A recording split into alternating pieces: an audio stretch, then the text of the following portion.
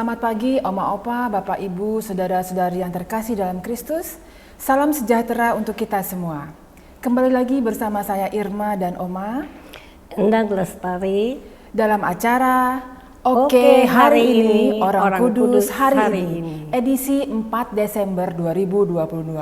Selamat pagi Oma Endang. Apa kabar? Baik-baik aja. Sehat terus ya Oma?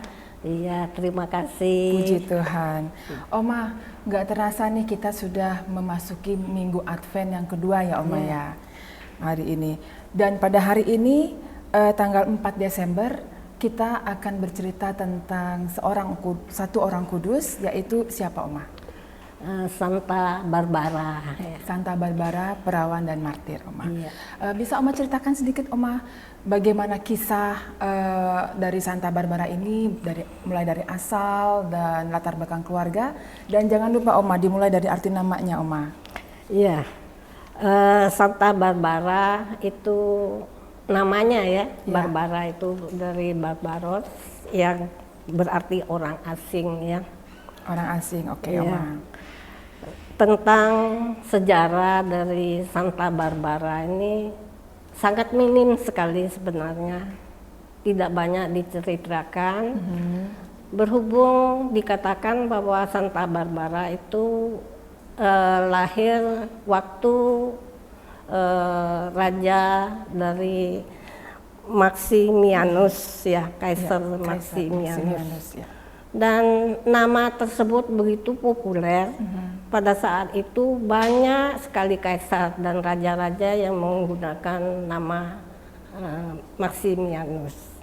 Oleh karena itu jadinya agak sulit ya. Cumanya diceritakan bahwa pada abad ke-7 dan ke-9 itu ada seorang santa bernama Barbara yang sangat terkenal dan banyak orang berdifusi pada beliau. Selain itu banyak diceritakan cuma melalui buku-buku kuno yang menceritakan tentang seorang santa yang bernama Barbara itu yang lahir di abad ke-3 dan beliau meninggal pada akhir abad ke-3.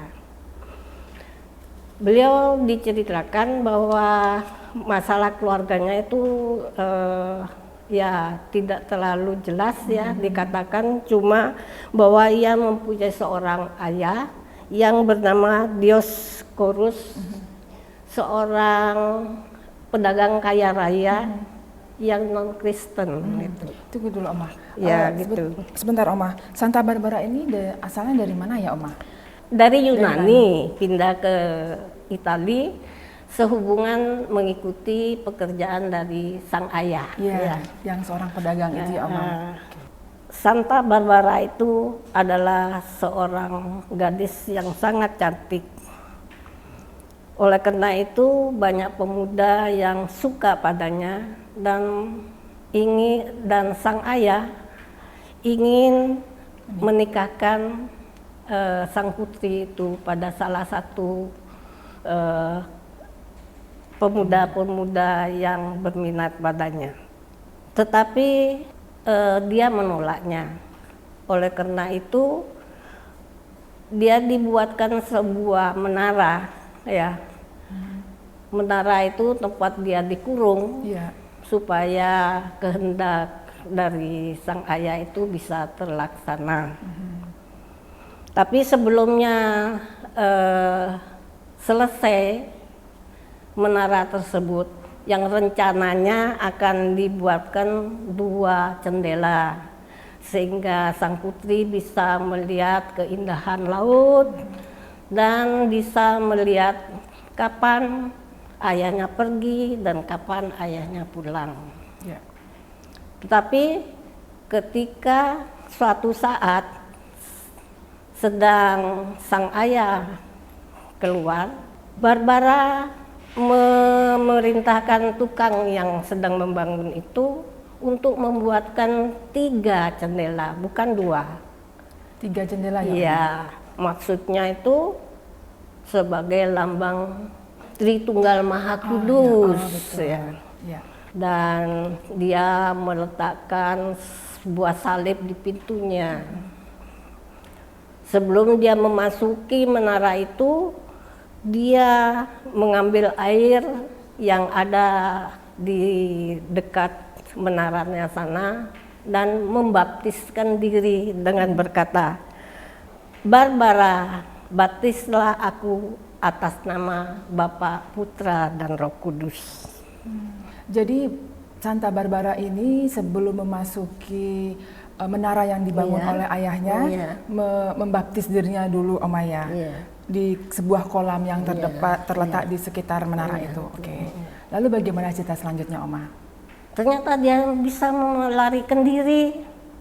Jadinya dia keluar dari menara tersebut. Tunggu dulu, kenapa Santa Barbara beralihkan diri? Mungkin ayahnya melihat salib yang dipasang di jendela itu ya, Oma? Iya, sebabnya dia seorang yang tidak non-Kristen ya. Jadinya dia mempunyai iman yang berbeda dengan Barbara. Setelah dia keluar dari menara tersebut, ya ditangkap oleh anak buah dari ayahnya itu. Perbuatan yang tidak patuh pada ayahnya dan sebagainya itu dilaporkan kepada wali kota yang bernama Marciano. Nah, itu kalau dulu itu wali kota itu disebut prefek ya, prefek Marciano. Lalu prefek Marciano itu menyuruh anak buahnya ya merayu supaya mengikuti nasihat dari ayahnya, tetapi memang Santa Barbara itu teguh di dalam imannya. Oleh karena itu ya dihukum, hukumnya itu tidak main-main. Dia dibungkus dengan kain kasar ya, menutupi seluruh tubuhnya sehingga badannya itu lecet-lecet, luka-luka.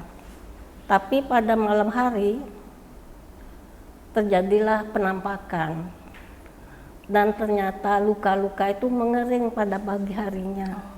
Nah, Marciano itu tidak putus asa juga untuk memaksakan kehendaknya.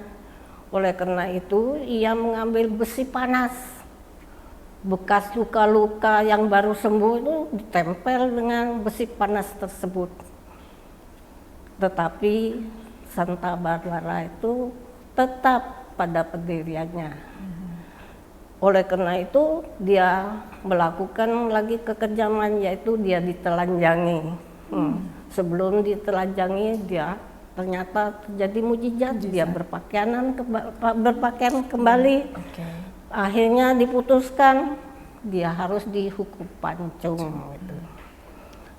Nah, yang aneh di dalam hal ini, Marciano itu menyuruh ayahnya yang menjadi algojo untuk memancung sang putri tersebut. Nah, ketika sang pedang itu diayunkan, terjadi kilatan api ya dari atas, dari langit itu membakar si ayah tersebut, yaitu sampai dia meninggal. Jadi setelah ayahnya memenggal kepala Barbara, ayahnya terbakar oleh api yang datang dari atas. Diceritakan juga dia itu pada abad ke-7 ya, ke-15 ada seorang Belanda yang bernama Henry Koch yang sangat berdevosi sama Santa Barbara. Suatu saat ketika terjadi kecelakaan, kebakaran rumah, ternyata Henry Koch itu diselamatkan di sana ya. Jadi oleh karena itu banyak masyarakat itu lalu berdifusi untuk supaya tidak mati mendadak supaya dia dilindungi dari badai topan, dan dia juga dianggap sebagai pelindung arsitek. Nah, ya, ahli arsitek, dan juga pelindung komunitas yang membantu kebakaran dan sebagainya, ya, pasukan pembakaran ya. gitu. Dengan banyaknya mujizat-mujizat terjadi, akhirnya dia dikanonisasi sebagai seorang santa. Terima kasih Oma Endang atas sharingnya hari ini tentang Santa Barbara. Dari Santa Barbara ini kita bisa mengambil pelajaran ya Oma tentang ketekunan iman akan Tuhan. Santa Barbara walaupun disiksa sebagaimanapun siksaan yang diberikan kepada beliau tetap teguh akan imannya akan Tuhan ya Oma. Semoga kisah ini bisa menginspirasi kita dalam kehidupan kita sehari-hari saat ini ya Oma. Dan sebelum kita tutup acara ini, marilah kita berdoa bersama. Dalam nama Bapa, Putra dan Roh Kudus. Amin. Santa Barbara perawan dan martir, doakanlah kami. Kemuliaan kepada Bapa dan Putra dan Roh Kudus, seperti pada permulaan, sekarang, selalu dan sepanjang segala abad. Amin. Dalam nama Bapa, Putra dan Roh Kudus. Amin. Sekali lagi terima kasih Oma atas kehadirannya hari ini. Oma, Opa, Bapak, Ibu, saudara-saudari yang terkasih dalam Kristus, terima kasih atas kebersamaan kita hari ini. Sampai jumpa dalam acara Oke hari ini, Orang Kudus hari ini selanjutnya.